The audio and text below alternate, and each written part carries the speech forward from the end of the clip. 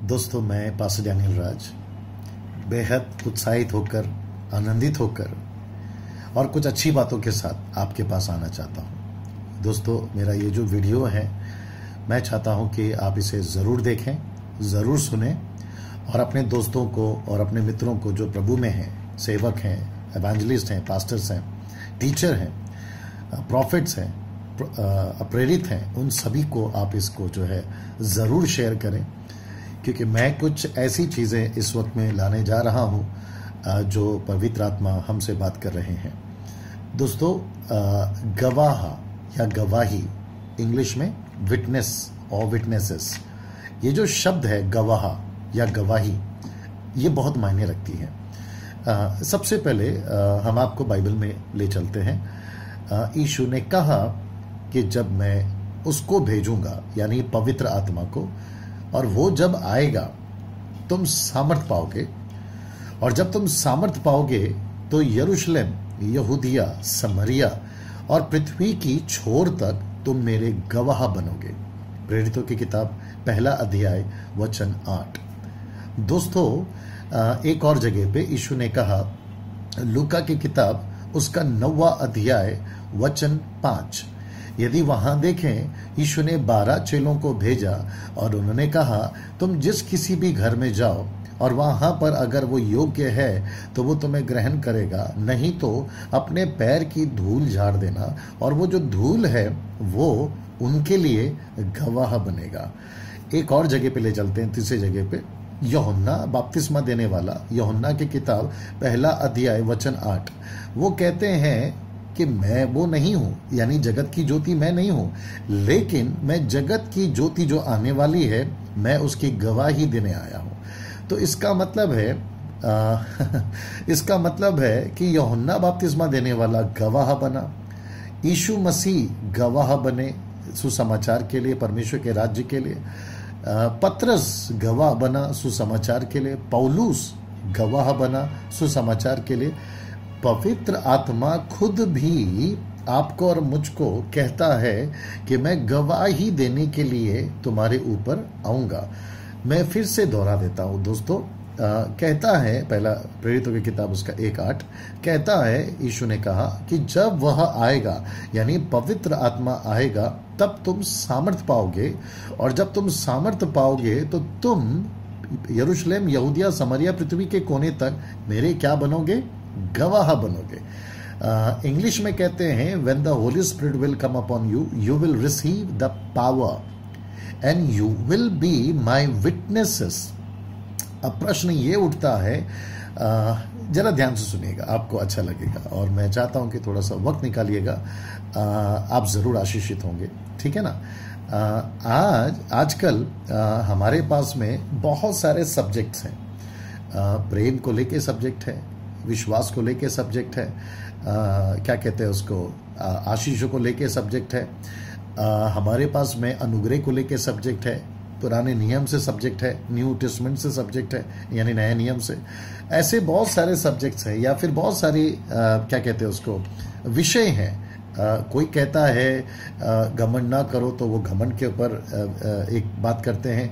कोई कहता है परीक्षा में ना पढ़ो, तो परीक्षा यानी टेम्पटेशन, उसको लेकर वो बात करते हैं। किसी के पास में पवित्र आत्मा के बारे में जो बातें कही गई है, 9 वरदानों का किसी के पास में टॉपिक है। कोई प्रचार करता है 5-fold मिनिस्ट्री के बारे में, कि 5-fold मिनिस्ट्री क्या है, उसके बारे में टॉपिक है। कई लोग प्रचार करते हैं कि जो ब्लेसिंग्स हैं, आशीषें हैं, वो कैसे आएगी, उसके ऊपर बात करते हैं। बहुत सारे बात करते हैं कि वर्शिप कैसी होनी चाहिए, वो एक सब्जेक्ट है। कुछ लोग कहते हैं म्यूजिक कैसा होना चाहिए, वो एक सब्जेक्ट है। बहुत सारी बातें जो है देश में, विदेश में, टीवी पर, मैगजीन्स, क्रिश्चियन मैगजीन्स पर, चर्चेस पर, क्रूसेड्स में हम बहुत सारी बातों को देखते हैं। चमत्कार भी आजकल सब्जेक्ट है, चल रहा है जोरों से। महिमा, प्रभु की महिमा कैसी होनी चाहिए, उसके बारे में बातें की जाती है। एंटी क्राइस्ट कैसे आएगा, वो सब्जेक्ट है। नर्क कैसा होगा, वो एक सब्जेक्ट है। स्वर्ग कैसा होगा, वो एक सब्जेक्ट है। अंत कैसे आएगा, वो एक सब्जेक्ट है। रैप्चर एक सब्जेक्ट है। ये जो तमाम चीज़ें हैं ना बाइबल के अंदर, ये सब लोग जो हैं बात करते हैं और जो है किया भी जा रहा है, और मैं इसको कहना चाहूँगा गलत नहीं है। जी हाँ, आपने ठीक सुना, इसके बारे में बात करना गलत नहीं है। मैं डैनियल राज ये बिल्कुल नहीं कहता कि इन सब विषय के ऊपर बात नहीं करना चाहिए, बट प्रश्न उठता है जो सबसे प्रथम है या जो सबसे पहला है या जो सबसे ज्यादा है, ये सब चीजें बात करनी है मेरे दोस्तों। लेकिन जो पवित्र आत्मा आ रहे हैं, जो पवित्र आत्मा मुझको और आपको दिया जा रहा है, उस पवित्र आत्मा को लेकर कि वो क्यों आ रहा है, वो किस लिए आ रहा है, हमको क्यों पवित्र आत्मा चाहिए, गवाही। आप खुद सोचिए, गवाह बनो, विटनेसेस बनो। हम ये कितना सुन रहे हैं आजकल, ना के बराबर।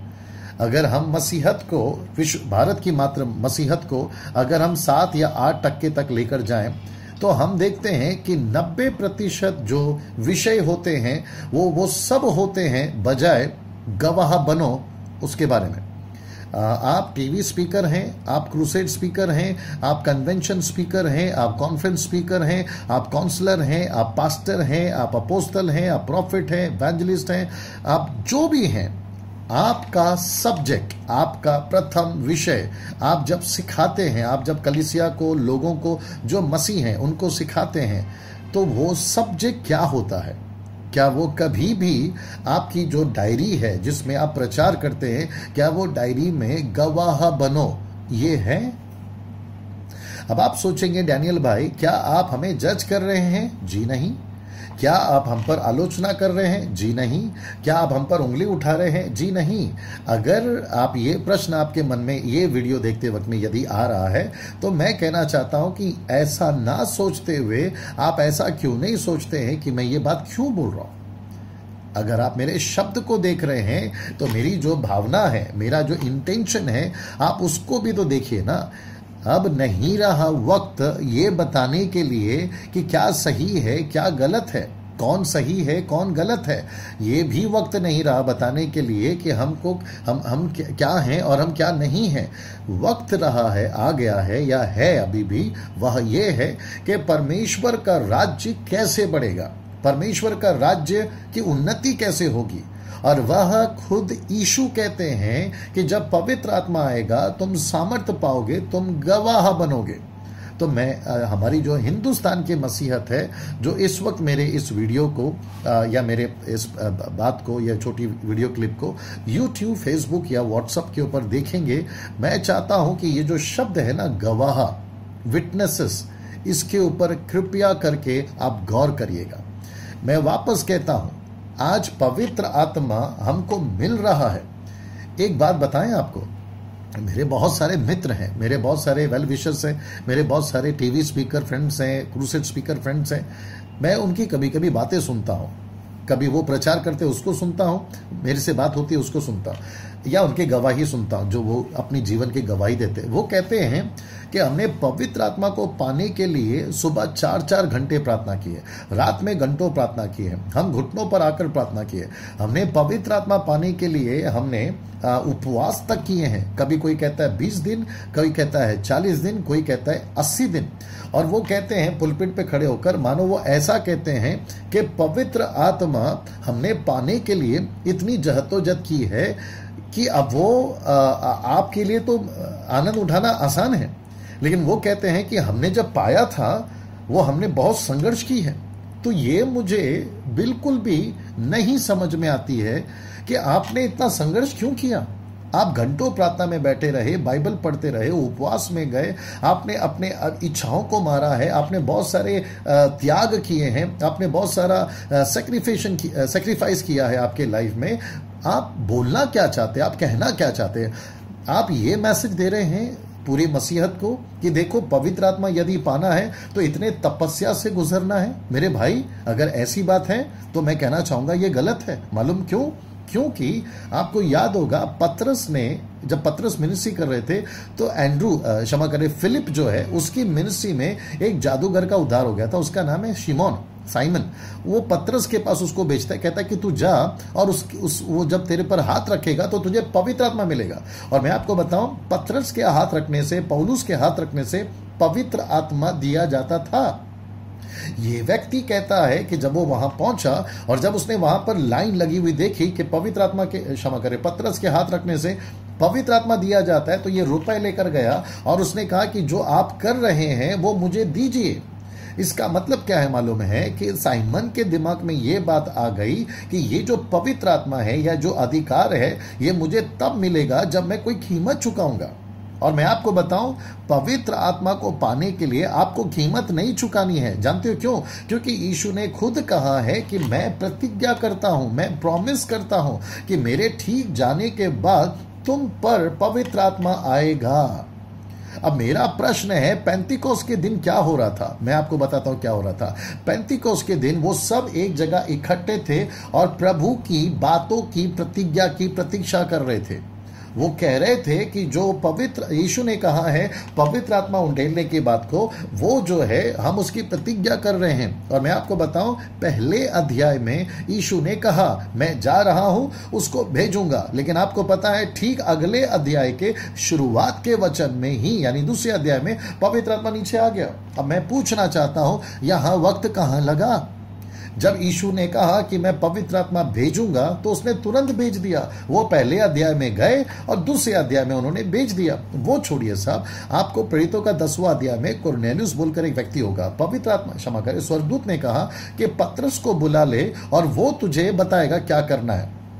पतरस प्रचार कर रहे थे। अगर आप 34, 37, 38 उसी का 10 का पढ़ेंगे तो वहां लिखा है पतरस प्रचार ही कर रहा था कि पवित्र आत्मा वचन के सुनने वालों पर उतर कर आ गए।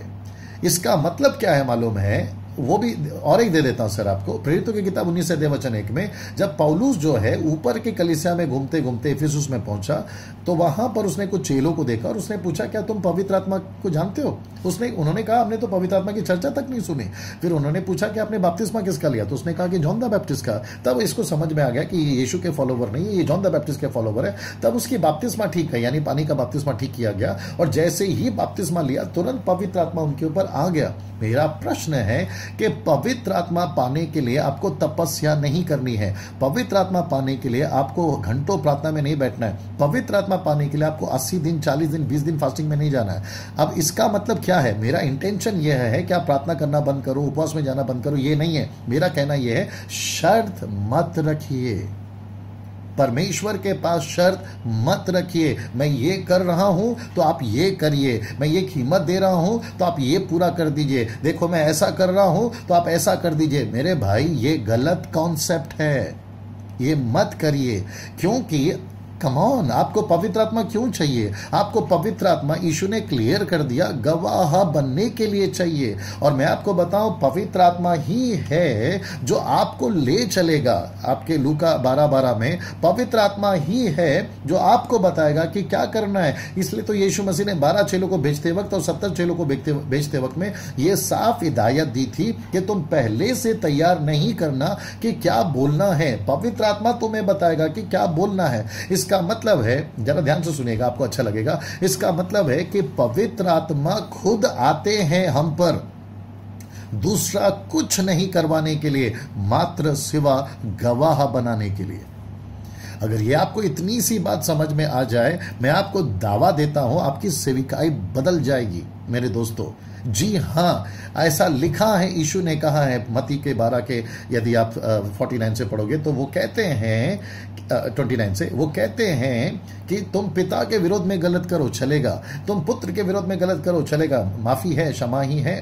लेकिन कोई पवित्र आत्मा के विरोध में काम करेगा, उसे क्षमा नहीं है। मैं वापस कहता हूं, पौलुस कहते हैं कि पवित्र आत्मा को ना बुझाओ। पहला थिस्सलुनी के 5वें अध्याय में यदि आप 17-18 पढ़ोगे तो पता चल जाएगा, 16-17 से पढ़ोगे। पवित्र आत्मा को ना बुझाए, इसका मतलब है आप बहुत ज्यादा सेंसिटिव रहें कि आप पवित्र आत्मा को लेकर किस प्रकार की सेविकाई कर रहे हैं। इसलिए तो यीशु ने कहा है ना कि नया दाखरस पुराने मस्कों में नहीं भरते। अगर पवित्र आत्मा नया है, आपको भी नया होना होगा, आपको भी सतर्क होना होगा। आप कैसे हैं, मैं फिर से कहना चाहता हूं मेरे दोस्तों, बड़ी ध्यान से सुनिएगा। आजकल लोग पवित्र आत्मा को पा रहे हैं, मांग भी रहे हैं, वरदानों में काम भी कर रहे हैं। और वो क्या करते हैं मालूम है? इन हाथों का ज्यादा इस्तेमाल करते हैं बजाय इसके कि वो पैरों का इस्तेमाल करें। अगर आप नहीं समझे, मैं वापस कहता हूं, पवित्र आत्मा को पा रहे हैं, वरदान को पा रहे हैं, वो हाथों का ज्यादा इस्तेमाल करते हैं बजाय पैरों का इस्तेमाल करें। यीशु ने कहा कि जिस घर में तुम जाओगे वहां की पैर की धूल झाड़ देना। मालूम क्यों? क्योंकि वो जो धूल है उनकी गवाही बने, उनके लिए गवाही बनेगा। तो इसका मतलब ये हुआ कि जो धूल है वो गवाही देगी कि ये व्यक्ति आपके घर आए थे, सुसमाचार सुनाए थे। तो दूसरे शब्दों में यीशु मसीह का दिलचस्पी, पवित्र आत्मा की दिलचस्पी हाथों में कम, पैरों में ज्यादा है। इसलिए यीशु ने कहा, मरकुस की किताब उसके 16 अध्याय वचन अगर आप 19 पढ़ोगे तो वहां लिखा है, वो बात करने के बाद बातों पर उठा लिए गए। वचन 20 कहता है, उसके बाद चेले निकल कर हर जगह उन्होंने क्या करी? उन्होंने प्रचार करा, उन्होंने यीशु के बारे में लोगों को बताया। दूसरे शब्दों में वो यीशु के गवाह बने। आगे लिखता है कि जब वो प्रचार कर रहे थे तो प्रभु उनके साथ काम कर रहा था। काम का मतलब क्या मालूम है? जो वो प्रचार कर रहे थे वचन का, परमेश्वर का जो चिन्ह चमत्कार है, वो चिन्ह चमत्कार वचन को दृढ़ कर रहे थे। इसका मतलब क्या हुआ? आप एक तरफ प्रचार कर रहे हैं तो दूसरी तरफ चमत्कार हो रहा है। चमत्कार क्यों हो रहा है? वचन को दृढ़ करने के लिए। अगर वचन नहीं प्रचार कर रहे हैं तो चमत्कार क्यों आएगा?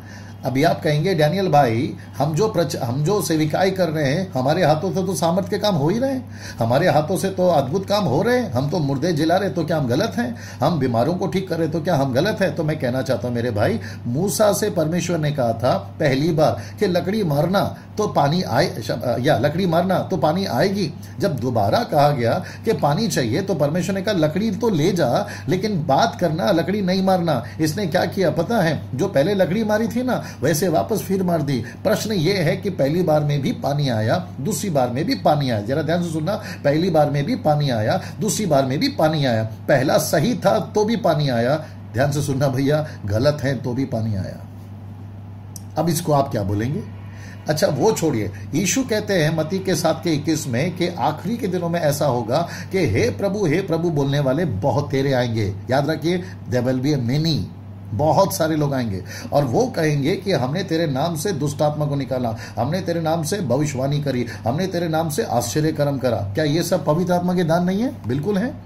क्या बिना परमेश्वर के सामर्थ्य के या नाम से या अधिकार से हम दुष्ट आत्मा निकाल सकते हैं? बिल्कुल नहीं। क्या बिना पवित्र आत्मा के दान के हम भविष्यवाणी कर सकते हैं? बिल्कुल नहीं। क्या हम बिना पवित्र आत्मा के चिन्ह चमत्कार के दान से हम किसी को ठीक कर सकते हैं? बिल्कुल नहीं। तो इसका मतलब है ये तीनों चीज करने के लिए हमें परमेश्वर की सामर्थ्य, पवित्र आत्मा की जरूरत है। लेकिन उसके बावजूद भी वो कहते हैं, याद रखिए, उसके बावजूद भी वो कहते हैं कि मैं तुम्हें नहीं जानता। इंग्लिश में लिखा है आई नेवर नो यू।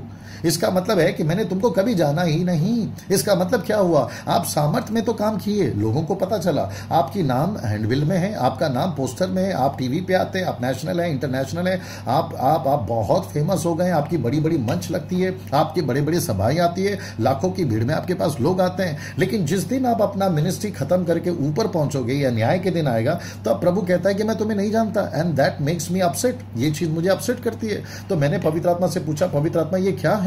तब प्रभु का वचन मुझे बताता है, नीचे लिखा है कि जो मेरे पिता की मर्जी पे चलता है, ध्यान से सुनिएगा, जो मेरे पिता की मर्जी पे चलता है वही स्वर्ग के राज्य में प्रवेश करेगा। पिता की मर्जी क्या है? बेटे को नीचे भेजना। पिता की मर्जी क्या थी? बेटे को क्रूस पे मारना। पिता की मर्जी क्या थी? उसका जी लाया जाना। पिता की मर्जी क्या थी? उसके लहू के द्वारा, उसके बेटे के लहू के द्वारा मानव जाति का उद्धार होना। पिता की मर्जी क्या है? दूसरा पत्र उसका 3 अध्याय वचन 9 कहता है, एक भी नाश ना हो, एक भी नरक में ना जाए, ये पिता की मर्जी, बल्कि सारे के सारे स्वर्ग में जाए, ये पिता की मर्जी है। प्रकाशित वाक्य 5वां अध्याय वचन 9 कहता है, ट्राइब, लैंग्वेज, पीपल, नेशन, कुल भाषा, लोग, जाति, ये सारे के सारे बचाए जाए, ये पिता की मर्जी है। अगर हम ये नहीं करेंगे जो जिसके लिए पवित्र आत्मा दिया गया है, तो आप सोच के देखिए हम कितने बड़े मुसीबत में पड़ जाएंगे। मैं वापस कहता हूं, जरा ध्यान से सुनिएगा, आपको पवित्र आत्मा किसी को नीचे गिराने के लिए नहीं चाहिए। आपको पवित्र आत्मा इंजॉयमेंट करने के लिए नहीं चाहिए। आपको पवित्र आत्मा पुलपिट के ऊपर मनोरंजन करने के लिए नहीं चाहिए, ना ही दिया जाता है। पवित्र आत्मा यीशु की गवाही के लिए दिया जाता है। अगर आप गवाह नहीं बन रहे, अभी जो अगली पीढ़ी है, अभी जो जवान तैयार हो रहे हैं, मैं उनसे कहना चाहता हूं, आप मुझे अच्छे से जानते हैं, 20 साल मेरे गाने आप लोगों ने सुने, 20 साल मेरे हर तरह के गाने सुने, कव्वाली, सूफी, क्लासिकल, गजल, वेस्टर्न, हर तरह के। मैं कहाँ नहीं था साहब, मैं 100 की भीड़ में था, मैं 15 लाख की भीड़ में था, मैं महाराष्ट्र में था, मैं कर्नाटक में था, मैं गुजरात में था, मैं गोवा में था, मैं कश्मीर में था, मैं हर जगह पे था 20 साल। मैंने कितना नहीं किया। आप मेरी रिस्पेक्ट करते थे, आप मुझे जानते थे, आप मेरी हर चीज़ों से वाकिफ थे, आप हैं मेरे साथ में। आपको पता है, आपने मुझे बड़ी बड़ी सभाओं में देखा है, प्रभु के बड़े बड़े नाम नहीं लूंगा, प्रभु के बड़े बड़े सेवकों के साथ में आपने मुझे देखा होगा। मेरा फेसबुक वॉल चेक कर लीजिए, मैं हर एक के साथ में हूं। लेकिन उसके बावजूद भी मुझे अभी ये मात्र 4 साल में ये एहसास हुआ है कि जिस पवित्र आत्मा को मैंने पाया है, जिस पवित्र आत्मा का दान को मैंने पाया है, उसको मैंने खुद के लिए कितना एंजॉय करके यूज किया है और परमेश्वर के राज्य के लिए कितना यूज किया है। मात्र 4 साल के अंदर ये मुझे एहसास हुआ। ये चीज़ें जो मेरी अभी अगली जवान पीढ़ी है, जो जवान लड़का लड़कियां हैं जो मुझे इस वक्त में देख रहे होंगे, मैं आपको इनकरेज करना चाहता हूं, जो हो रहा है, जो दिख रहा है, उसकी तरफ मत झुकिए, लेकिन जो वचन कहता है उसकी तरफ झुकिए। इंटरटेनमेंट बहुत हो रहा है, मनोरंजन बहुत हो रहा है, अलग अलग चीजें बहुत हो रही है। इसलिए तो पौलुस कहता है ना, दूसरा तिमोथी उसका 4 अध्याय वचन 2 में वो कहता है समय और असमय वचन का प्रचार करने के लिए तैयार रहे। पता है क्यों? क्योंकि वो कहता है कि बहुत ऐसे कठिन समय आएंगे, ऐसी चीजें होंगी कि लोग जो हैं अपने कानों के खुजली के चलते बहुत सारे उपदेशक बटोर लेंगे। याद रखिए, बहुत सारे उपदेशक बटोर लेंगे, मतलब प्रीचर्स को बटोर लेंगे। वो कैसे कहेंगे पता है? इवन अभी भी हो रहा है यूट्यूब पे, अगर कोई अच्छी बात बोलता है, वचन की बात बोलता है, आगे बढ़ने की बात बोलता है, पवित्रता की बात बोलता है, राज्य की बात करता है, उसको नहीं सुनते। क्या सुनते पता है? कौन सा वीडियो सेलेक्ट करते हैं? कौन है जो हमें अनॉइंटिंग की बात करेगा, कौन है जो ग्लोरी की बात करेगा, कौन है जो प्रॉस्पेरिटी की बात करेगा, कौन है जो हमारी उन्नति की बात करेगा, वो वीडियो ज्यादा देखते हैं। आप समझ रहे हैं मेरी बात को? इसीलिए धोखे में मत पड़िए। पौलुस कहता है प्रेरितों की किताब उसका 20वां अध्याय वचन 27 में, वो कहता है कि मैंने परमेश्वर की मनसा को तुम्हें बताने से नहीं हिचका। वो इंग्लिश में कहता है the whole council of God. परमेश्वर की जो मनसा है, परमेश्वर की जो अभिप्राय है, परमेश्वर क्या चाहता है कलीसिया से, वो बताने से पौलुस कहता है मैं नहीं हिचका। वो कहता है कि मुझे पता है कि मेरे जाने के बाद में कलीसिया में फाड़ने वाले बेड़ियां आएंगे जो कलीसिया को नहीं छोड़ेंगे। याद रखिएगा, जो कलीसिया को नहीं छोड़ेंगे, कलीसिया का टुकड़ा टुकड़ा कर देंगे, परमेश्वर के राज्य का टुकड़ा टुकड़ा कर देंगे। मेरा इशारा किसी की तरफ नहीं है, मैं किसी को अंडर एस्टिमेट नहीं कर रहा हूं, मैं किसी को नीचे नहीं गिरा रहा हूं। लेकिन इस वक्त में इस वीडियो के माध्यम से मैं ये कहने की कोशिश कर रहा हूं कि पवित्र आत्मा को नीचे क्यों भेजा गया? मात्र एक ही चीज करने के लिए, और वह है गवाह। जी हां, विटनेसेस। मैं आपसे डायरेक्ट आपसे बात करना चाहता, जो भी इस वक्त में देख रहा है, क्या आप गवाह बन रहे हैं? क्या आप दूसरों के घर में जा रहे हैं? क्या आप दूसरों को यीशु के बारे में बता रहे हैं? क्या आप यीशु मसीह के नाम का प्रचार कर रहे हैं? क्या आप बीमारों के लिए प्रार्थना कर रहे हैं? ये सब प्रचार करने के बाद में तब पवित्र आत्मा कहता है कि यस, तुम मेरे गवाह हो। और गवाह का मतलब क्या है? यस, गवाह का मतलब ये है, पहला 3 यूहन्ना की पत्री, यूहन्ना 3 यूहन्ना की पत्री, उसका 1:1 में क्या बोलते हैं पता है यूहन्ना? वो कहता है कि जिसको हमने आंखों से देखा है, जिसको हमने कानों से सुना है, जिसको हमने हाथों से छुआ है, हम उसके गवाह हैं।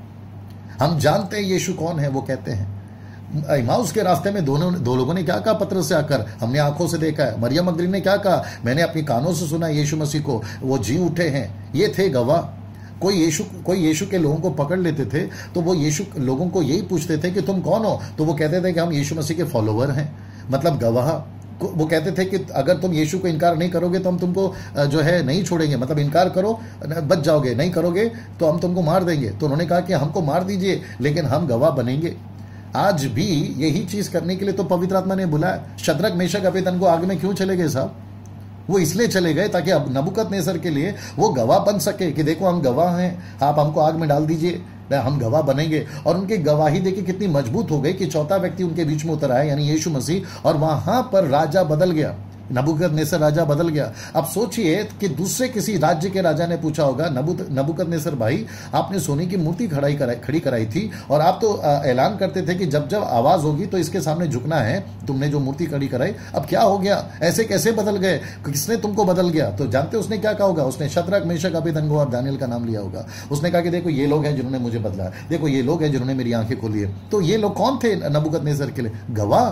वो नामन कोड़ी के लिए किसने कौन बनी गवाह? वो छोटी लड़की कि जाइए एलिशा के पास में, वो तुम्हें प्रार्थना करेगा, तुम ठीक हो जाओगे। तो वो छोटी लड़की क्या बनी? गवाह। 120 क्या बने? गवाह। 3000 क्या बने? गवाह। 5000 क्या बने? गवाह। 18 सदी, 16, 17, 18, 19, इवन अभी भी ये सदी के लोग क्या बन रहे हैं जो मात्र 10 तक का परमेश्वर का काम करे, जिसके वजह से मसीहत टिकी हुई है? ये क्या कर रहे हैं? गवाह। मेरे भाई, आपका जो मिनिस्ट्री है, आपकी जो सेविकाई है, उसमें यीशु की गवाही कितनी है, यीशु के प्रति गवाह बनने की बात कितनी है। पवित्र आत्मा चाहिए ना आपको, ले लीजिए, लेकिन गवाह तो बनिए। आपको 9 वरदान चाहिए ना, ले लीजिए, लेकिन गवाह तो बनिए। आपको पवित्र आत्मा का सामर्थ्य और अभिषेक चाहिए, बिल्कुल ले लीजिए, लेकिन गवाह तो बनिए। किसने कह दिया आपको कि पवित्र आत्मा आपके खुद के लिए आता है? किसने कह दिया कि अन्य भाषा आपके लिए दिया गया है? किसने कह दिया 9 वरदान आपके लिए हैं? कहाँ है, जरा प्रूफ करिए। ये आपके लिए नहीं है मेरे दोस्त, ये दूसरों के लिए जो आपको दिया गया। नहीं तो आपका जिस दिन उद्धार हुआ था, आप दिन उसी दिन स्वर्ग चले जाना चाहिए था। आपको मकसद के साथ नीचे रखा गया, और जब आपको नीचे रखा गया है तो आप अपनी जिंदगी क्यों जी रहे हैं? इसलिए तो यीशु ने कहा ना, जो कोई अपना क्रूस उठाकर मेरे पीछे नहीं चलेगा वो मेरे राज्य के योग्य नहीं है। तो आप अपना जीवन क्यों जी रहे हैं? आप यीशु का क्रूस उठाकर यीशु मसीह के पीछे चलिए ना, यीशु की बातों का क्रूस उठाकर यीशु के पीछे चलिए ना। आप अपनी लाइफ को एंजॉय क्यों कर रहे हैं? फेसबुक पे तो हद हो गई है साहब। फेसबुक पे जिसको देखिए वो कहता है मैं एंजॉय कर रहा हूं, मैं मेरे लाइफ को एंजॉय कर रहा हूं। बोला क्यों? बोला प्रभु ने जीवन दिया है। अरे मेरे भाई, प्रभु ने जीवन क्यों दिया है आपको, ये तो सोचिए। आपका जीवन क्यों बचा है, ये तो सोचिए। अगर हर कोई यही सोचने लगेगा कि मुझे मिला है, मेरा जीवन मुझे मिला है, मैं एंजॉय करूंगा, तो अगली पीढ़ी मसीहत में कब आएगी? मुझे कुछ लोग यहां तक बोलते कि डैनियल भाई फिलिप्पी 4:4 क्या है? मैंने बोला बताइए क्या क्या है। वो कहते हैं कि उसमें लिखा है ना, प्रभु में सदा आनंदित रहिए। भैया थोड़ा रुक जाइए, शब्द को जरा ठीक से पढ़िए। इंग्लिश में भी आया, मैं पहले हिंदी में बोल देता हूं। कहते हैं कि प्रभु में सदा आनंदित रहो, तो शब्द को ध्यान दीजिए, प्रभु में। प्रभु में इंग्लिश में कहते हैं rejoice in the Lord, rejoice in the Lord. और वो क्या है साहब? आपकी लूका की किताब उसका 15वां अध्याय वचन 10 में क्या लिखा मालूम है? जब एक पापी पृथ्वी पे मन फिराता है तो स्वर्ग के राज्य में आनंद मनाया जाता है। तो प्रभु का आनंद क्या है? एक पापी का मन फिराना। तो प्रभु का आनंद मनाइए ना। आप अपना आनंद क्यों मना रहे हैं? पास्टर यानी आपकी बातों से तो ऐसा लगता है कि हमें एंजॉय नहीं करना चाहिए। मैंने कब बोला? अच्छा कपड़ा नहीं पहनना चाहिए, मैंने कब मना किया? अच्छा खाना नहीं खाना चाहिए, मैंने कब मना किया? भैया ये सब करिए, ये सब आपकी लाइफ का एक हिस्सा है, ये सब आपका लाइफ का दिनचर्या का जीवन है, लेकिन इसी को सब कुछ मत बनाइए ना। कुछ लोग कहते हैं कि मैं खाना खा रहा हूं, तो मेरा प्रश्न है भाई तुम क्यों खा रहे हो? तुम खाना खा रहे हो जीने के लिए, जी रहे हो इसलिए खा रहे हो, या तुम जी रहे हो इसलिए खा रहे हो, या फिर तुमको है ना सर्वाइव करना है इसलिए तुम खा रहे हो? आपको खाना क्यों चाहिए? क्योंकि आपको जीना है, लेकिन पूरे खाने के लिए तो नहीं जीना है ना मेरे दोस्त। क्योंकि मैं जी रहा हूं, किसी को पूछा भाई क्यों जी रहे हो? बोला खाना खाने के लिए। ये नहीं है ना मेरे भाई, आप खाना इसलिए खा रहे हो ताकि आपको जीना है। आप है मेरे साथ में। वैसे ही परमेश्वर ने, आप देखिए और एक आ गई अभी मत्ती का 6:33 क्या कहता है? वहां लिखा है पहले, ध्यान सुनिएगा, पहले उसके राज्य की खोज करो, सारी चीजें तुम्हें मिल जाएगी। मैं आपको बताऊं, आशीषें, उन्नति, सफलता, चंगाई, अच्छा कपड़ा, एटीएम कार्ड, पॉकेट में पैसे, आपके पास में गाड़ी, आपके पास में अच्छा घर, आपकी फैमिली, आपकी वाइफ, आपके बच्चे, ये सब पार्ट 2 है। मैं वापस कहता हूं, ये सब पार्ट 2 है, ये सब बाद में है। पहला क्या है? उसका राज्य। और प्रभु कहता है तू पहला मेरा, यदि तू मेरा घर बनाएगा तो मैं तेरा घर बनाऊंगा। Can you believe this? वो कहता है तू मेरा राज्य बना, मैं तेरा राज्य बनाऊंगा। तू मेरे पीछे चल, मैं तेरे पीछे हर चीज चलाऊंगा। तू मेरी बात को सोच, मैं तेरी बातों को सोचूंगा। तू मेरे लिए मांग, मैं तेरे लिए मांगूंगा। Can you believe this? और आपको पता है, थोड़ा सा वीडियो लंबा हो रहा है लेकिन फिर भी सुनिएगा। आपको पता है पहला यूहन्ना 5वां अध्याय वचन 14 में क्या लिखा है? वो कहता है कि हम परमेश्वर के पास में मांगने के लिए हमको हिया होता है, हमें हिम्मत आती है मांगने के लिए। क्या? वो कहता है कि हम उसकी इच्छा के अनुसार यदि कुछ भी मांगे तो वो हमें दे देगा, उसकी इच्छा के अनुसार। आज तक क्या चल रहा था? अपनी इच्छा। प्रभु मुझे ये दे दे, प्रभु मुझे वो दे दे। हन्ना को भी बच्चा तब हुआ, सैमुएल, जब उसने ये प्रार्थना बदल दी। पहले कहती थी कि प्रभु मुझे दे, अब जब बदल दी कहती प्रभु जो मुझे देगा वो मैं तुझे दूंगी। तुरंत बच्चा हो गया मेरे दोस्त। यही तो मैं समझाने की कोशिश कर रहा हूं। यीशु मसीह की भी दिलचस्पी, पवित्र आत्मा की भी दिलचस्पी यही है कि हम पहले उसके राज्य की खोज करें, उसके बारे में सोचें। आजकल की 21 सदी की मसीहत कहां जा रही है? ये जो गिमिक्स हो रहा है ना, ये जो शोबाजी हो रही है ना, पुलपिट के ऊपर, मंच के ऊपर, टीवी के ऊपर, कैसेट्स के ऊपर, एल्बम्स के ऊपर, वर्शिप के माध्यम से, ये जो मसीहत के अंदर ही जो ये तमाशा चल रहा है ना, हाथ जोड़ के विनती करता मेरे दोस्त, बंद करिए। जी हां, बंद करिए। क्योंकि एक तरफ आप जब तक ये करते रहोगे, मसीह का राज्य नहीं बढ़ेगा। कैसे पॉसिबल है? और एक सुनिएगा, फिर मैं समाप्त कर दूंगा। और एक सुनिएगा, यीशु ने मत्ती के 28 के 18 में, याद से ध्यान से सुनना, मत्ती के 28 के 18 में यीशु ने कहा कि स्वर्ग और पृथ्वी का सारा अधिकार मुझे दिया है, इसलिए तुम जाकर सारे लोगों को, यानी कि जातियों को चेला बनाओ, उन्हें पिता पुत्र पवित्र आत्मा के नाम से बपतिस्मा दो, मेरी बातें उन्हें सिखाओ, और जगत के अंत तक मैं तुम्हारे साथ में रहूंगा। ये क्या है? मैं फिर से पूछूंगा, ये क्या है? इसको कहते हैं मैंडेट, इसको कहते हैं मसीह का आदेश। आप वर्शिपर बाद में हैं, आप बाइबल टीचर बाद में हैं, आप रेवरेंड बिशप बाद में हैं, अपोस्टल प्रॉफिट बाद में हैं, आप बाकी सब बाद में हैं। आप सबसे पहले यीशु मसीह के डिसाइपल हैं। और एक डिसाइपल का काम क्या है? सबसे पहला आपको जाना है, दूसरा जातियों में जाना है, तीसरा चेला बनाना है, उसके बाद में उनको बपतिस्मा देना है, उसके बाद में उनको जो है शिक्षाएं देनी है। ये बातें हैं। और मैं आपको पूछना चाहता हूं, क्या ये हो रहा है आपके जीवन में? क्या ये हो रहा है? आपके जीवन के द्वारा ये बातें आ रही हैं? अगर आप पास्टर हैं तो क्या आप ये बातें सिखा रहे हैं या खुद कर रहे हैं? आपको पता है, मिशन, ध्यान से सुनिएगा, अच्छा लगेगा, मिशन सुसमाचार सुनाना नहीं है। हम वापस कहते हैं, मिशन सुसमाचार सुनाना नहीं है, बल्कि मिशन चेला बनाना है। अब आप कहोगे, डैनियल भाई बिना सुसमाचार सुनाए चेला कैसे बनाते थे? तो मैं भी वही तो बोल रहा हूं कि मात्र सुसमाचार सुनाने से चेला कैसे बनेगा? पहला सुसमाचार सुनाइए, फिर तो चेला बनेगा ना। आपका फोकस मात्र सुसमाचार सुनाना है। और मैं आपको बताऊं, जीसस क्राइस्ट, सुसमाचार सुनाने से व्यक्ति बचता है। ध्यान से सुनिए, सुसमाचार सुनाने से व्यक्ति बदलता है, चेला बनने से उस व्यक्ति के द्वारा गांव बदलता है। यही तो यीशु मसीह ने सामरी औरत के साथ किया। उसको ना केवल खुद बदला, ना उसके जीवन को बदला, लेकिन उसको ऐसा बदला कि वो गांव को बदल सकी। यीशु के 12 चेले पहले बदले, यीशु के 70 चेले पहले बदले, 120 बदले, 3000 बदले, 5000 बदले, लेकिन आपको पता है अगला ही पल क्या हुआ? वो सब जाके दूसरों को बदल रहे। जी हाँ, यही तो मसीहत है, यही तो गवाही है, यही तो पवित्र आत्मा चाहता है। सो मैं उम्मीद करता हूं कि ये जो वीडियो है ये आपको मदद करेगा उस जगह पर लाकर खड़ा करने के लिए कि आप सब तो कर रहे हैं। प्रेम का टॉपिक चल रहा है, विश्वास का टॉपिक चल रहा है, घमंड का टॉपिक चल रहा है, पश्चाताप का टॉपिक चल रहा है, अनॉइंटिंग का टॉपिक चल रहा है, उठना गिरना, आना जाना, रैप्चर, एंटी क्राइस्ट, लूसीफर, नरक, स्वर्ग का सबका टॉपिक चल रहा है। मेरे भाई, जो बाद में होने वाला है उसको अभी क्यों बोल रहे हो? ये सब बात की बात है, अभी क्यों बोल रहे हो? अभी जो करना है अभी वो करिए ना। पास्टर डैनियल, इसका मतलब क्या है कि हम इस टॉपिक के ऊपर बात ही नहीं करें? मैंने कब मना करा मेरे भाई कि बात ही मत करो, लेकिन वो भी तो करो ना जो पहले करना है। बाद में तो वो करेंगे ना, पवित्र आत्मा है ना आपके साथ में, वो तो बाद में करना है ना। और 5-fold मिनिस्ट्री है ना मेरे भाई, एक अपोस्टल है, प्रॉफिट है, एवेंजलिस्ट है, पास्टर है, टीचर है, वो करेंगे ना। क्यों रखा परमेश्वर ने ऑफिस? आपका काम क्या है? आपको क्या काम के लिए चुना गया है? आपको किस काम के लिए रखा गया है? आप वो बनिए ना। मैं वापस याद दिलाता हूं, आप सबसे पहला गवाह हैं। आपको यीशु ने चेला बनने को बोला है, आपको यीशु ने चेला बनाने को बोला है, आपको यीशु ने सुसमाचार सुनाने को बोला है, आपको यीशु ने जातियों में जाने को बोला है। जब आप जाते हैं, ये सब करते हैं, जिसको आप चुनते हैं उसको भी यही करना है, उसको भी यही करना है। करते करते जब आपके पास लोग इकट्ठा होते हैं, तब उनको आप ये चीजें बताते हैं, तब आप उनको काउंसलिंग करते हैं। पौलुस ने नहीं किया?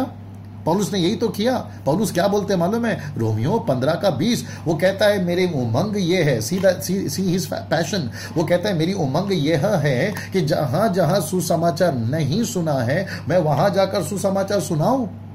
Can you believe that? Aquila Priscilla कौन थे? अविश्वासी थे, उसने सुसमाचार सुनाया, उनको डिसाइपल बनाया, चेला बनाया। तिमोथी कौन था?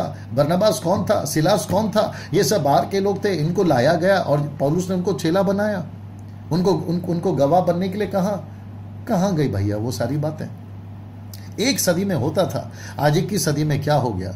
तो मैं चाहता हूं कि ये जब वीडियो आप देख रहे हैं, आपको पवित्र आत्मा बात करने पाए, मेरा यीशु आपसे बात करने पाए। भाई, मेरे को किसी की मिनिस्ट्री से कोई तकलीफ नहीं है। Let me tell you honestly, मुझे किसी की मिनिस्ट्री से कोई तकलीफ नहीं है। आप लोगों को आपकी मिनिस्ट्री के लिए सलूट है, आपको सलूट है साहब, आपके अच्छी गायकी के लिए, आपको सलूट है आपके अच्छे म्यूजिक के लिए, आपको सलूट है अच्छे टैलेंट के लिए, आपको सलूट है आप अच्छे प्रचारक है टीवी में, नेशनल इंटरनेशनल, आपको सलूट है। उसके बावजूद भी बोल रहा हूं, आप जब सब कुछ कर रहे हैं, गवाह क्यों नहीं बन रहे? गवाह क्यों नहीं बन रहे? दूसरी तरफ सब बढ़ रहा है, परमेश्वर का राज्य नहीं बढ़ रहा। आप क्या थे पहले? कुछ भी नहीं। आज आप सब कुछ हो गए। क्या नहीं दिया सब आपको? गाड़ी नहीं थी, गाड़ी दी। घर नहीं था, घर दिया। हेल्थ नहीं था, हेल्थ दिया। बट फैमिली नहीं थी, फैमिली दी। पैसे नहीं थे, पैसे दिए। नहीं दिया प्रभु ने सब आपको? फिर परमेश्वर की बातें कहाँ गई सब आज? आप तो बढ़ रहे हैं, ऐसा बढ़ रहे हैं कि हद हो गई है। कोई फ्लाइट में जा रहा है तो उसका फोटो अपलोड कर रहा है, कोई 5 स्टार होटल में रुक रहा है तो उसका फोटो अपलोड कर रहा है, कोई कश्मीर जा रहा है, कोई यहां जा रहा है, अमेरिका जा रहा है तो उसका फोटो अपलोड कर रहा है। ऊपर से लिख भी रहा है कि देखो प्रभु ने कितना ब्लेस किया है। भाई इसमें कोई गलत नहीं है, आप ब्लेस हो रहे हैं, बड़ी अच्छी बात है। ये तो प्रभु का दावा है, ये तो प्रभु का प्रतिज्ञा है कि वो आपको आशीष देगा। बात ये उठती है कि आप क्या कर रहे हैं उसके राज्य के लिए। आप क्या कर रहे हैं उसके राज्य के लिए? आपका राज्य बढ़ रहा है, but what about his kingdom? उसका राज्य का क्या? एक आखिरी चीज आपको पता है, 2 कोरिन्थियों 5:19 में क्या लिखा है? वहां लिखा है कि हमको एक सेवा दी है। ध्यान से सुनिएगा, हमको एक सेवा दी है, और वो सेवा का नाम क्या मालूम है? मेल मिलाप की। कौन सी मेल मिलाप? जकई भटका हुआ है, उसको प्रभु के पास में लाओ। कुरनेलियुस के पास पवित्र आत्मा नहीं है, उसको पवित्र आत्मा के पास में लाओ। खोजा दूर है प्रभु से, फिलिप को भेजकर उसके पास में लाओ। ऐसे ही पूरी दुनिया प्रभु से दूर है, उनके पास में लाओ। और 19 में लिखा है मेल मिलाप की सेविकाई है। वचन 20 कहता है हम राजदूत हैं, वी आर द एम्बेसडर्स।